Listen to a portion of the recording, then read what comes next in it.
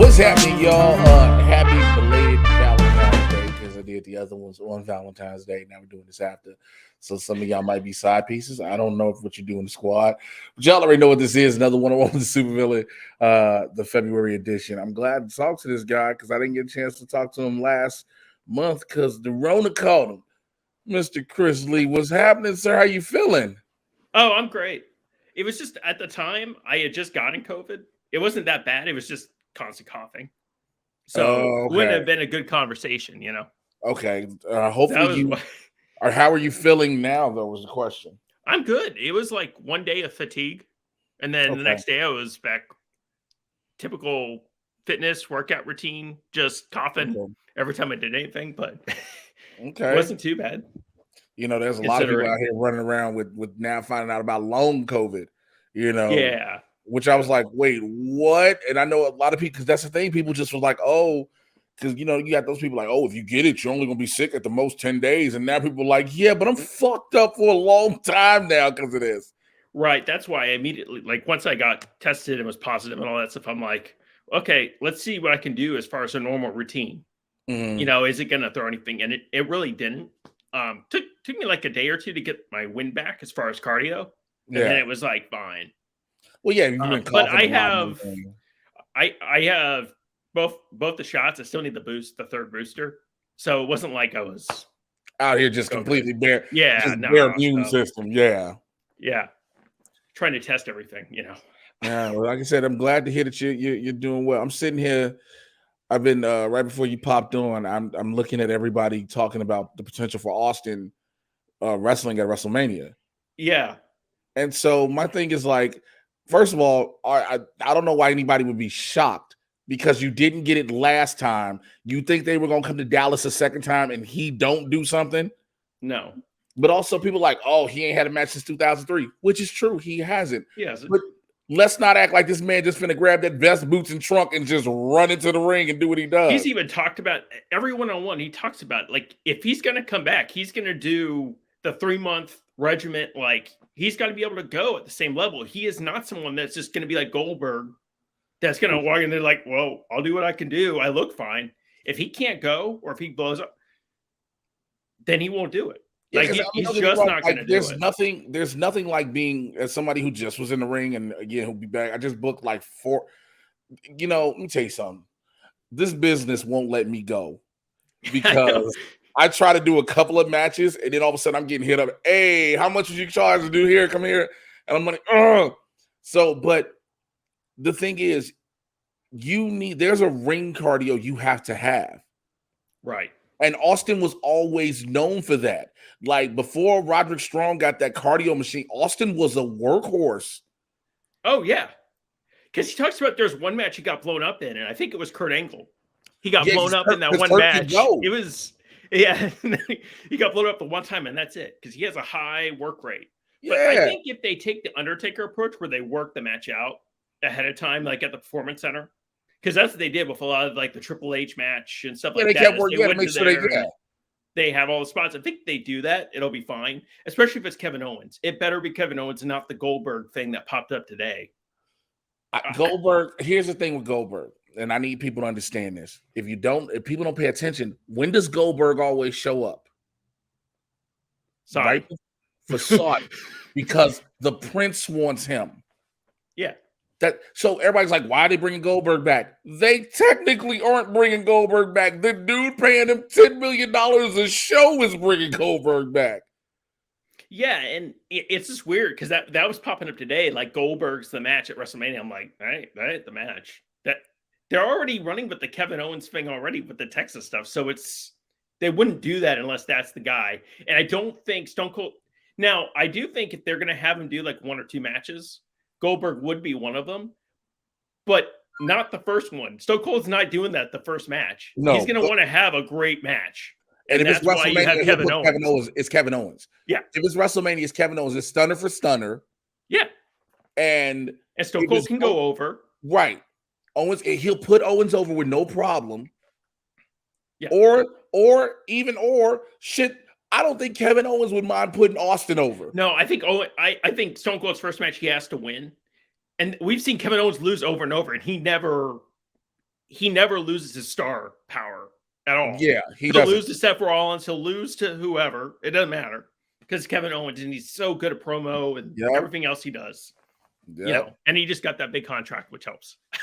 So they're not going to diminish him down too. Yeah, because we didn't get a chance to talk about it last month. Everybody was like, "Oh, Kevin Owens not going to resign." And Kevin Owens was like, "Fuck y'all, my family is taken care of." He's with also this always wanted to be in WWE. Like that, this was the thing for him. I mean, if AW came and offered him the $4 to $5 million contract that Cody Rhodes is probably going to get from WWE, then you know maybe they were going to offer that. To I don't him, think. So. You know what? I think I think this is the most terrible sign for AEW possible. Mm-hmm. Like, I don't know why anybody is not realizing if Cody Rhodes is gone, like it's official. He's gone he was one of the founders of the company. And he is gone. And that was the SI thing today that actually revealed what his booking power had gone. He wasn't booking anymore. It was Khan that was they booking. Tony Khan has the whole we already know. We already knew that, but him getting that taken away when the idea was the wrestlers were controlling. Yes, Tony Khan knows wrestling. I'm not going to diminish his passion for it, and he's done a good job booking. It's not like he's awful at that, but the idea was the wrestlers were starting this company, and then you have Khan with the money and coming in trying to help. So whenever you control the money, they always want to get in with the booking. But also, here's the thing. No, but here's the thing.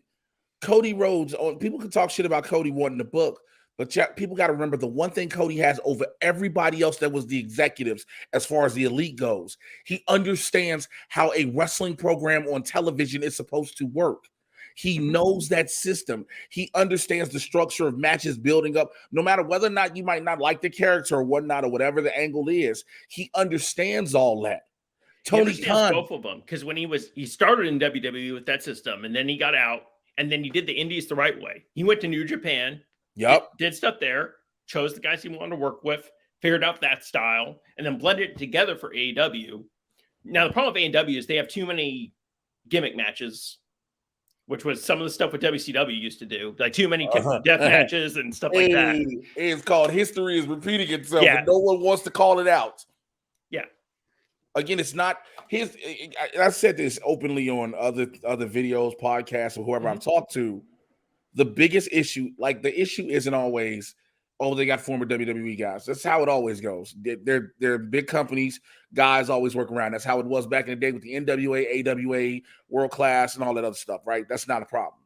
The problem is now the originals are being pushed out. Right, because the guys that are coming in are bigger stars than the ones that are in AEW. So when you go and bring in Daniel Bryan, and they're going to compare it with someone like Jungle Boy. I mean, Daniel Bryan's 10 times the worker, but that's because Jungle Boy's inexperienced. So that's why you got to build him up. And that's one of the things Cody was a good role for, was he's putting guys over. He was helping. Even though he went over on Wardlow, he made Wardlow look like a monster. Yeah. And so if anybody keeps thinking like, okay, because now everybody like, oh, who's Tony Khan to bring in next? You need to be worrying about who's he. Because he shouldn't bring in anymore for a little bit. Build the guys up. He should. You brought in Keith Lee. Push him to the moon. That's fine. Keith is fine. And again, I still had the big issue when you brought in Andrade and Malachi back to back. I was like, it's the same really Daniel Bryan and CM Punk. Yep. We were talking about that before. Like, spread them out. You either got to spread them out, or if you're going to do that, then those are your own three. So, like, when the NWO showed up, it was the three guys for a while, and then they eventually watered it down by bringing people that were already in WCW into it, and then that's when it was going to go bad. Because the point was they were supposed to be outsiders, and then when you start bringing in Big Show and everybody else into it, it's like, well, you're not outsiders. So I don't, again, the Young Bucks, it's a this is an ego thing. And I've always said this about Tony Khan. And again, I got asked this Saturday when I was at a show. Somebody asked me, it was like, yo, would you go to AEW? I was like, I never will go. They were like, how you know that? I was like, because I've talked too much open shit about Tony Khan, and I stand on what I said about Tony Khan. Tony Khan is a mark with money. Now, don't get me wrong. You want a money mark, but him being a mark with money is what could have been the best thing for the wrestling industry. Competition is good for business, right? Because it makes everybody step their game up. The competition is now looking like, remember the first few years of Impact, back when it was TNA, and people were like, oh my God, who are these people? Right? Then what happened? All the old WWE guys came over there, and then it started looking really weird. And the old WWE guys got the you bring in Vince Russo. That's the... And then you brought in Vince Russo, and you were like, "Well, we know how bad this is going to go." Yeah. This is what AEW is going to start to look like. Like again, for those in the squad watching this and don't understand, the IWC is considered the Internet Wrestling Council. This is a bunch of just marks on their keyboards who swear that they know everything about the business, but have never been in a wrestling locker room and or ring. I sit outside and I watch matches. Yeah, it's the guys that are going, Triple H is going to go to AEW now and go against CM Punk. I'm like, that's really funny. I want to know, at what point would anybody think Triple H knows what that company is? Also, the beef, it was Phil Brooks and Paul Levesque not liking each other, and CM Punk calling him Roy Head. Like legit not liking each other. Yeah, Phil Brooks and Vince are fine. It's the people. It's like him and Shane. Like people are going like him and Shane are going to start a company. What he thought? I didn't think it was funny that Vince fired his son again. That was great. I mean, I think it's hilarious, but it was deserved. Once we started hearing about. No, but he's been given creative opportunities in the past, and everyone's like, you don't get it. That's why that's why Triple H is getting the book. But when that motherfucker said he was putting himself in the final four of the Rumble and squaring off with Riddle and Brock, everybody was like, what? Like you practice. The thing is, like Shane, for people who don't know, Shane McMahon. Oh, and Bad Bunny too. And Bad Bunny in the final four. Which he's good. He's fun to watch, but it's like he's fine. But don't put somebody in the final four or close to the final four who has absolutely no shot. Yeah. The final four are supposed to be four people you believe, oh shit, it could be one of these people going to WrestleMania. You put Shane McMahon, who practices MMA, not people who've been in the MMA like Matt Riddle and Brock Lesnar. Those are legit. This is what they do. Brock has put, again, I need people who, and you probably remember this, Brock put hands on Braun Strowman in a match and checked Braun Strowman's whole life.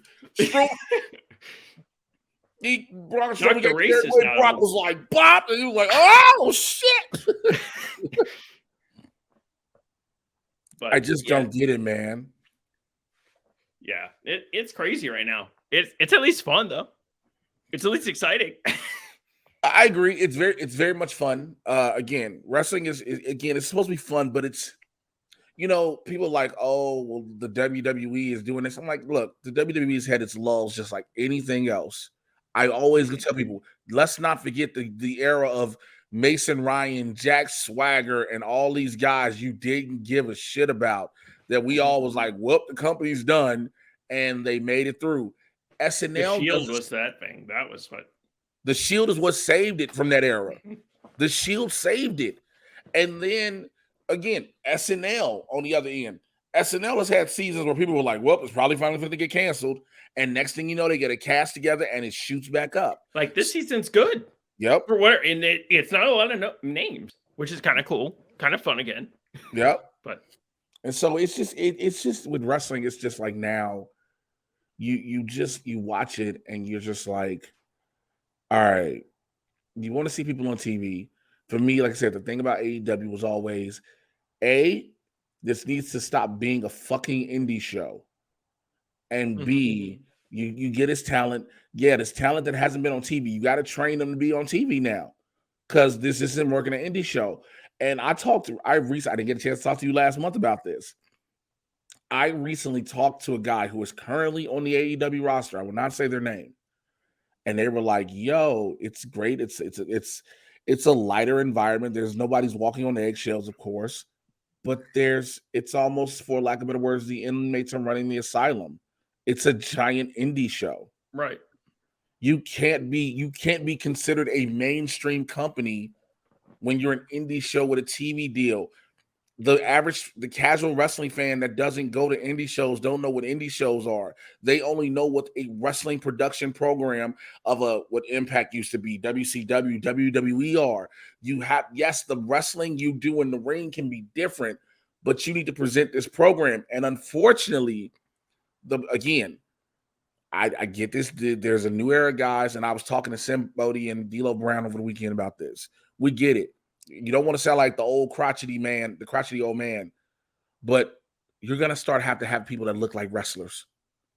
Like Adam Cole looks terrible now. Yeah. You know, Orange Cassidy and Danhausen are novelties. They've always been novelties, but you're trying to push them as top tier guys. You can't. Right. And again, the person you could have pushed, he beat his body up so fucking bad, he's had to be gone for 3.5 months. Kenny Omega. Well, and Sammy Guevara too was gone for a while. Yeah, they've been pushing their Cody. Yeah. So Allen as well. Darby Allin is a guy that you would push, though he doesn't look like a wrestler, but he does have the Jeff Hardy thing, which will always be over. We're just waiting for the drugs of him to kick in because I feel like that's coming. I don't know if even the drug. He should have been popped off with scandals. Oh yeah. He had the sexual assault stuff that went about the same time as Matt Riddle, but Matt Riddle's stuff got the headlines. Yeah, because we're again bigger company. Yep, bigger company. Like in the wrestling circles and the wrestling outlets, they all will pick up on the Darby Allin shit, but overall, it's not gonna be anybody. But again, it's. I understand the business changes, but you still are going to have that. Everybody's not an indie wrestling mark. And so there's not saying there's anything wrong with being an indie wrestling mark or indie wrestling fan. It's just that if you want to be a mainstream wrestling company, you have to appeal to the not casual fan. That is why no matter what, WrestleMania will always work because people who watch every other sport in the world will watch WrestleMania. Right. So what's the money program you do of Cody in WWE? What's the money program you give him? Yeah. Depends on how he comes back. For me, it's if Triple H didn't have the heart stuff, it's Triple H. Yeah. If you set it up like the NXT 2.0 was all Cody's idea. Like he's the whisperer in Vince's head. Mm-hmm. All that, and you build that all in. Yeah, if that be the case, I would be fine with it. Like again, and because again, I believe for as much, I think Triple H is older and much wiser now. I don't need to try to bury anybody anymore. No, and he hasn't been. He's been putting people over since he's taking his corporate position. And so if Hunter's heart is good enough, I think. But also that's the thing. He's gonna go through. If that be the case, Hunter will go through stress tests, of course, and they will again. Both of their ring psychology minds are great to make it where this match wouldn't be as stressful as it needs to be on him. Yeah. Right. Or that's okay. So that makes Cody the heel off jump. No matter what, Cody comes back, he's got to be the heel. Yeah. This American Nightmare shit, he needs to go full Homelander with it. Yeah. He needs to go full. And then if you're going to go full Homelander with it, all right. So we already know Roman got Brock at WrestleMania for some god unknown reason. Right? Right. Kevin Owens now gets Austin. Give him Seth Rollins. That's what I think. I'm pretty sure. We'll see. I'm pretty sure Seth is beating Lashley at the Chamber. You think they're giving it to Seth? Yeah, because I think if they're bringing Cody in, it's not to just build him up for a match. I think he's going right for the title right away. I mean, he has to. You go right for Seth because Cody and Lashley doesn't really make sense. I mean, you could build a program, but Seth seems like the right way to go. You saw my tweet I put up, right? Mm-hmm. That Cody's on the flight to Riyadh. Yeah. Because we even chatted briefly about who is he going to beat up, and I was like, well, it's either a Theory or it's Riddle. It's Theory or Riddle. Yeah, I think it's Theory because Riddle can go. Riddle can hang with them. Yeah. It would only make, after the ass whooping he just took from Brock Lesnar on Monday, it would only make sense that you see Riddle get jumped. I mean, not Riddle. Theory gets jumped in the back. And then all of a sudden, with the final announcement, who's the final person, his music hits. Yep. And then you're just like, everybody's going to lose it. Again, the internet is one thing, but that fan base in Riyadh going to go ape shit. They go crazy for everything. I mean, they went crazy for some of the worst shit. They didn't even boo when the Undertaker Goldberg thing happened. They just kind of went quiet, which sucks. Hey, but hey, that whole thing when it went wrong, I mean, look, my favorite moments in wrestling so far have been, well, not some of my favorite moments, shall I say, have been watching the Undertaker be visibly mad. That match, the DX versus the Brothers of Destruction match. See your face? Your face did that. Yeah. And the number one match, the Brothers of Destruction versus Chronic. That match, shit. Like, I'm like, yes. Are you talking about the Brothers of this, the one that was in Saudi Arabia with Sean? Yeah. Yeah. Where the Sean and Hunter match. Triple H tore his pec. Yeah, Hunter tore his pec. Wrestling. That was insane. How does he do? But he did that, and then the quad thing when he did the pedigree on his quad when he tore it. I'm like, dude, you're nuts. You know why? You know why that happens though, right? Yeah. No, you know why it happens though.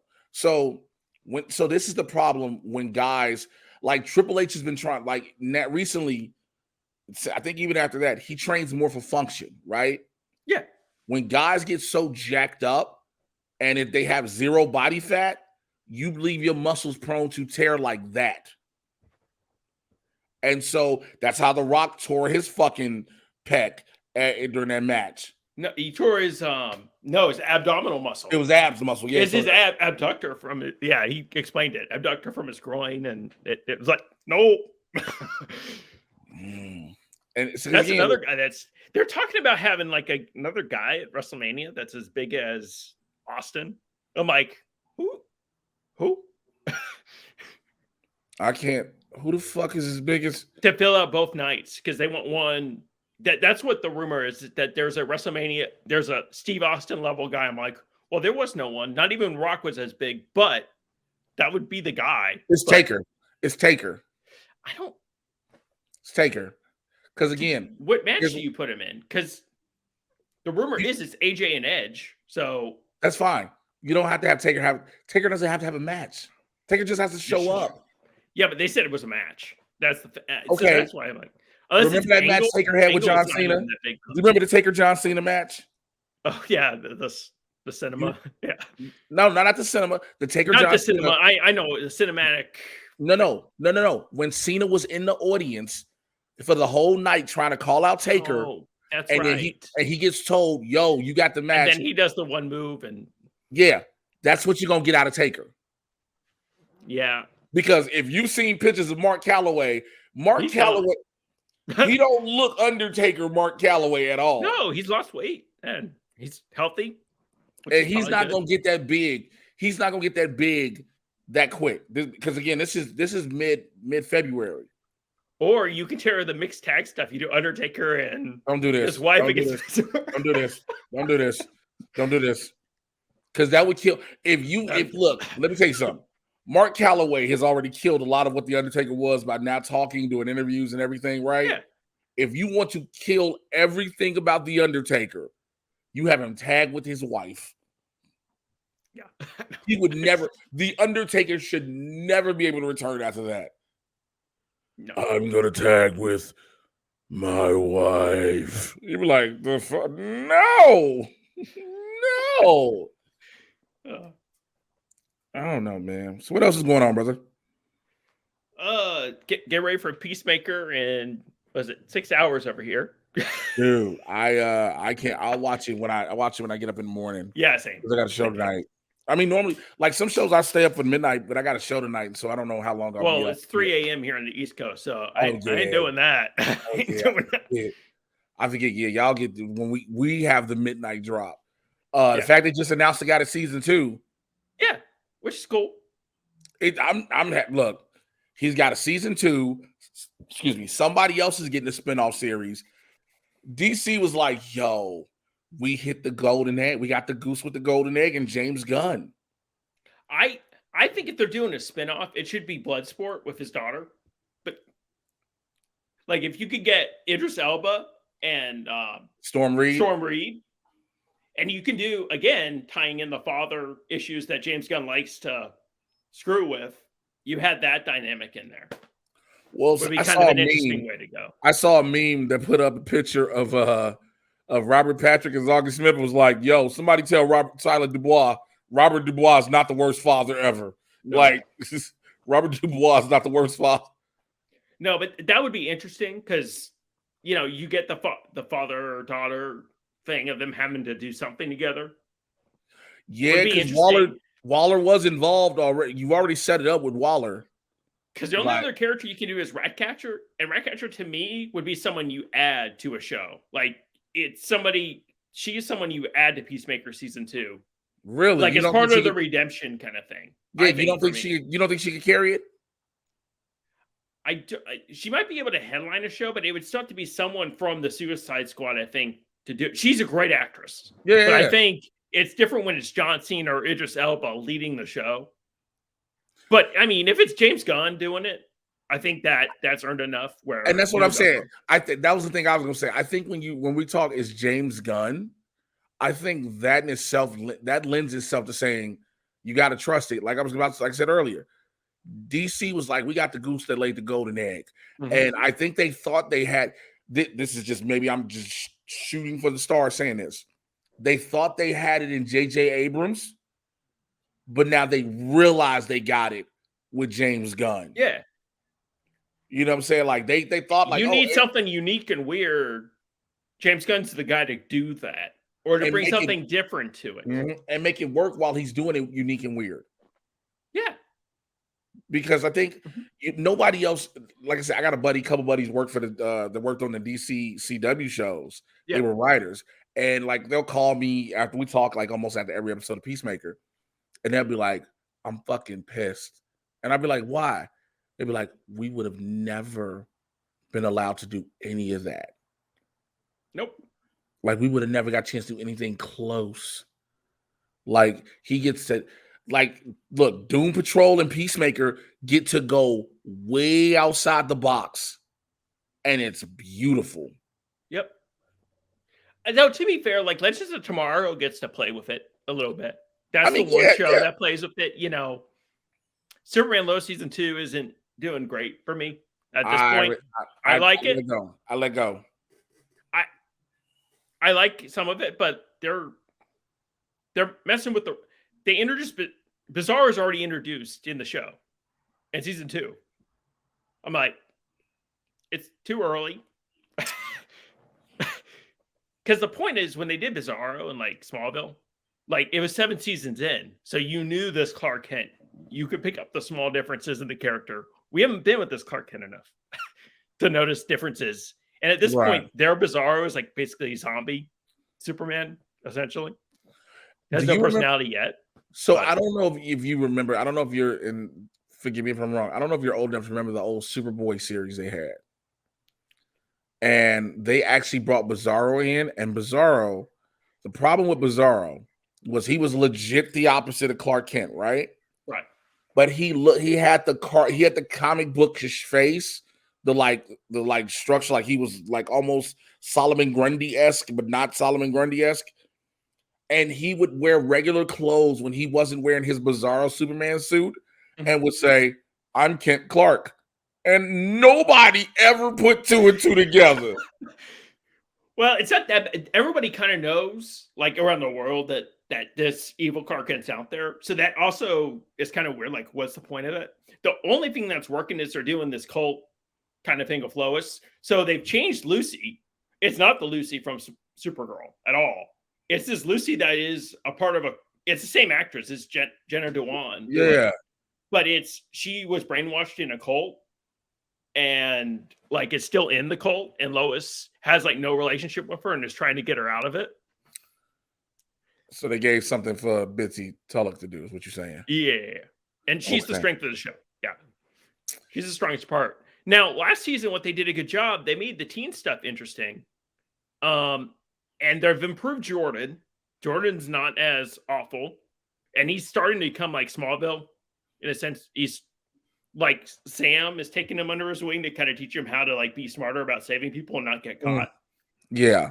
So that's a smart way to do it. Jonathan is starting drugs that are like kryptonite laced stuff to play football. Again. And Jonathan was great. I'm like, what are you doing? This is the most CW shit ever. Yeah, that's the stuff. It's like, okay, I kind of see what you're trying to do, but it needs another layer there. Because the way they're doing it is like, so like the drug impacts people differently. So some people can hear a little bit better, and some people get strength and more perception and stuff like that. So the way it's affecting people is different. So I'm like, well, that's at least a little different. But I'm like, I don't know where this is going. And then they brought in Taylor Bucks is great as Natalie. They haven't given her anything to do, really. She shines in every scene she's in, but I'm like, she's just there now, which is that's sad. Because her and Will Parks are great, but it's like it's just like there's so much good that can be in the show. But my problem was like the first season was great. I'm like, where are they going to go with it from here? Because the stuff that worked was everything that had nothing to do with Superman. Right. It was everything about everything else. Yeah. And now they've kind of flown more into the Superman stuff. And again, we don't get enough of Lois and Clark actually doing anything together other than having like a conversation on a porch, which is nice. And the show is called Superman and Lois. Yeah. So it's like they're in their separate storylines, and then they kind of intermingle it, and then that's kind of it. But it looks great, man. That's the thing; it looks so good. Well, I remember when I first started watching it, I was like, "This is shot beautifully." It still is. And I was like, they gave them the HBO Max cameras for this one. They did, and someone on there really likes how Zack Snyder shoots action because it looks like Zack Snyder shot every single action scene, like.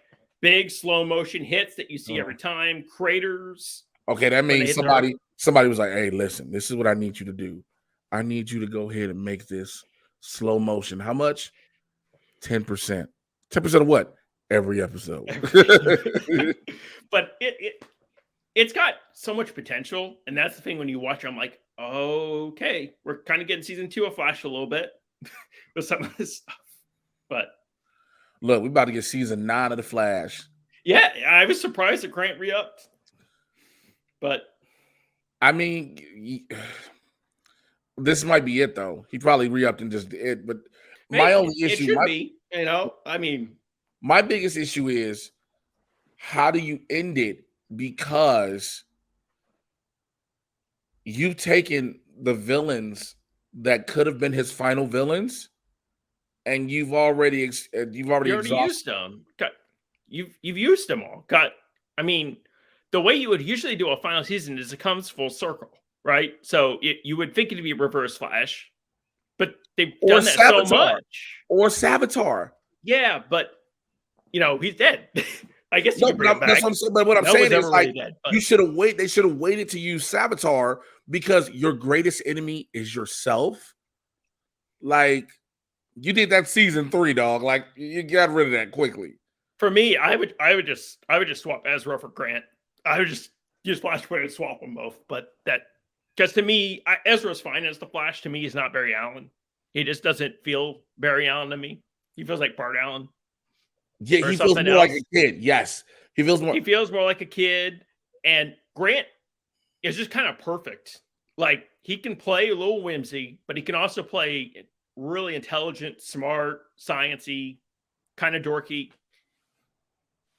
I mean, I love the first season of Flash so much. Like that's my like almost perfect superhero season. Like the arc, the way it all works.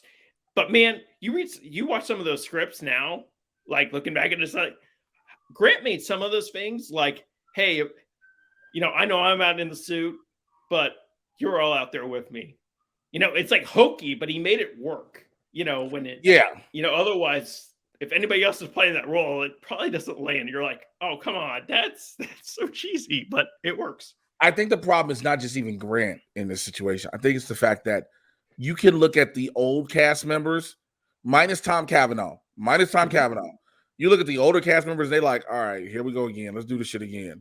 You've got right, and you're well, even Grant was talking about it. He's like, dude, I think it was when he was on Michael Rosenbaum's podcast. He's like, I've had 3 or 4 films in between stuff that I've signed on for that would be fun and completely different, but I've had to push them because the production date either starts soon or the production date of this other thing moves like a week, and then I'm like, I have nothing I can do. And all those guys, so like, you know, the actor that plays Cisco Ramon, they're all big Broadway guys and have so much talent. That's why Jeremy Jordan left Supergirl. It's just like, you're in Canada, like this is all you can do is act in the show, and then for like a month, it's funny. You got to go do something. But it's funny we bring that up because the outside world, and I had conversations with regular friends about this that aren't in the industry. The average person would like, if they were like, yo, I get to play a superhero now, because, you know, that's the thing. And then you don't understand how exhausting it is. Yeah.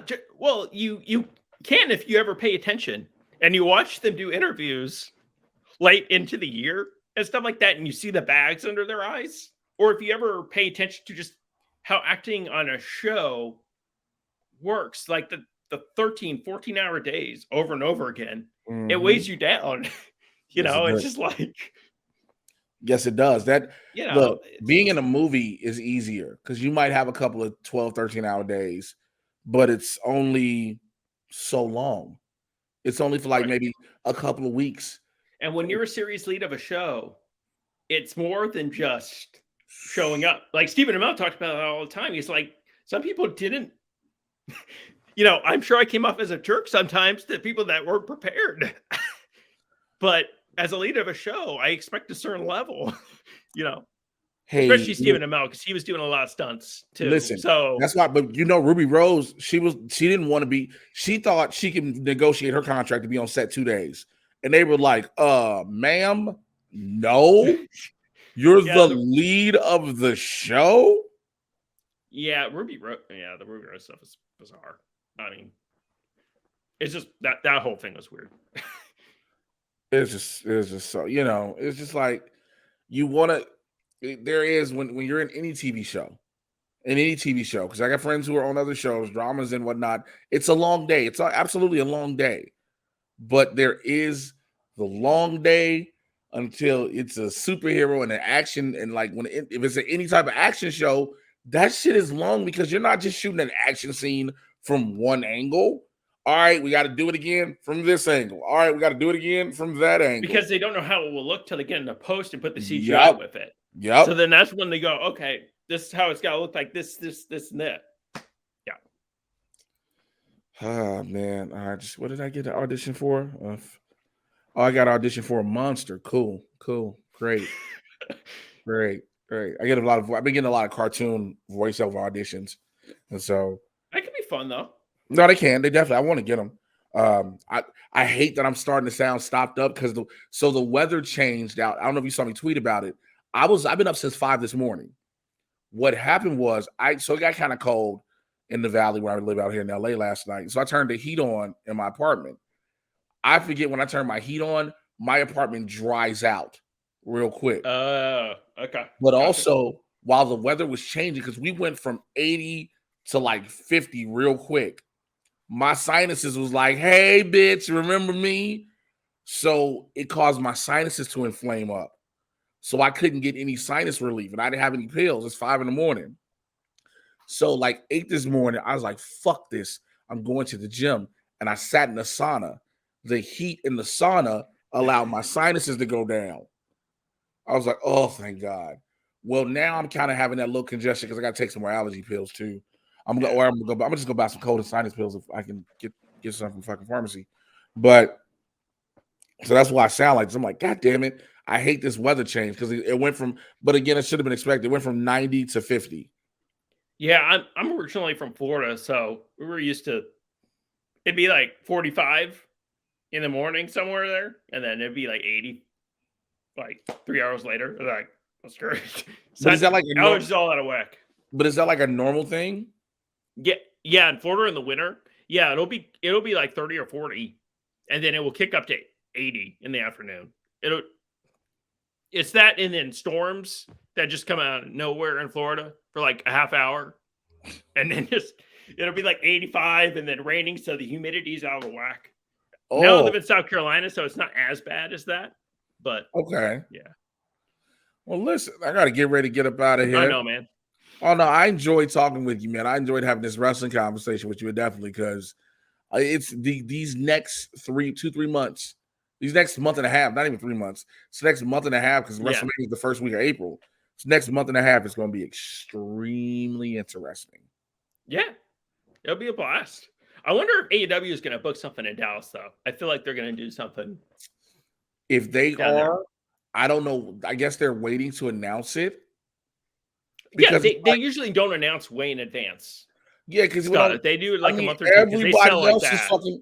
Everybody else uses Wrestle. Look, every other company was like, "Yo, why wouldn't we take WrestleMania weekend to book a show around everything?" It makes sense. Right. Yeah, it makes sense. And Tony Khan has the money to buy whatever arena he needs to get. Like, I don't feel like he's that scared of Vince. Well, he couldn't get the American Airlines arena, the Mavericks arena. That he can't get, but yeah, he can't get that. Because that's going to they're getting Raw and SmackDown for that. Yeah. So, but tell the people how they can find you, brother, and everything you got going on. Yeah, you can follow me at Chris_Intersect on Twitter, Instagram. I'm the managing editor of the intersectionmedia.com, where I write about movies, TV, all that good stuff. There you go. And y'all know where to find me. Pretty soon you're going to find me at a pharmacy getting a leave code and sinus because that's the only thing that works when I have these situations. But I will excuse me. Let's do that again. I will holler at y'all later. Chris, don't go nowhere. Take care. I'm out. Bye.